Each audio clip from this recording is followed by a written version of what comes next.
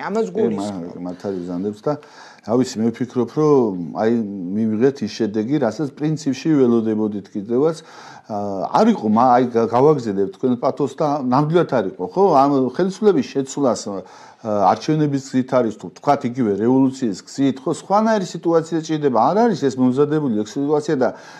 ისე ერთგვარად რომ არჩევნებში ვერ იგებს რაღაცნაირად გასაგებია და მე მინდოდა დამეწყო და მიულოცო კიდევაც გამარჯვებულ ძალას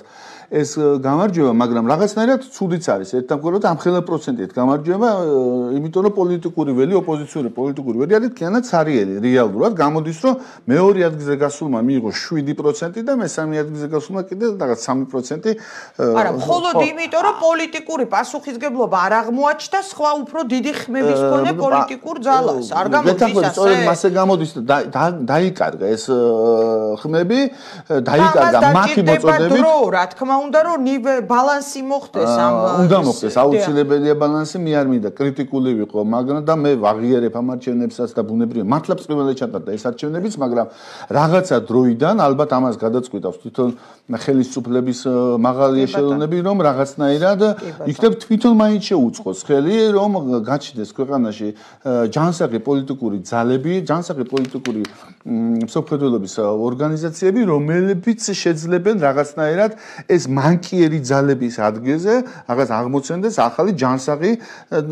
საგადმოაზროვნე პოლიტიკოსები, პოლიტიკური ელემენტები, პოლიტიკური ძალები, რომლებიც შეძლებენ შემდგომში ამ ქვეყნის წინსვლისათვის თითოეული მოქალაქის კეთილდღეობისათვის ზრუნვას და ამნაირად რაღაცნაირად ქვეყანა წინ წავა და რაც დღეს ხდება და რაც თუნდაც ბოლო წელიწადია ხდება ხო ნუ ეგ არის კატასტროფა და საშინელება ქვეყანა მართლა მიყავთ საშინელებისკენ უნდა და წაიყვანოთ მაგრამ რაღაცნაირად ხელისუფლება ახერხებს და იჭერს ამ ძალებს განსაკუთრებით მინდა კობახიძე მდინარაძის ტანდემი აღნიშნო რომ რომლებიც ახერხებენ ამის გაკეთებას რომ დღეს ქვეყანას მართავენ ისე რომ აი ერთი რაღაც ხინჯიც კი არა აქვს ისე კარგად მიდის ამ მიმართულებით საქმე და ეხლა კიდევ თავარი რა არის იცი აი წეგან ევროპასთან ურთიერთობა რეალურად დღეს ვერც ევროპამაც ვერ გაიგო და ვერც ერთმა პოლიტიკოსებმა დღეს არჩევნო აი გეუბნები რა საარჩევნო მარათონის მაგივრად ბრიუსელში და ევროპის სხვადასხვა ქვეყნებში დარბოდნენ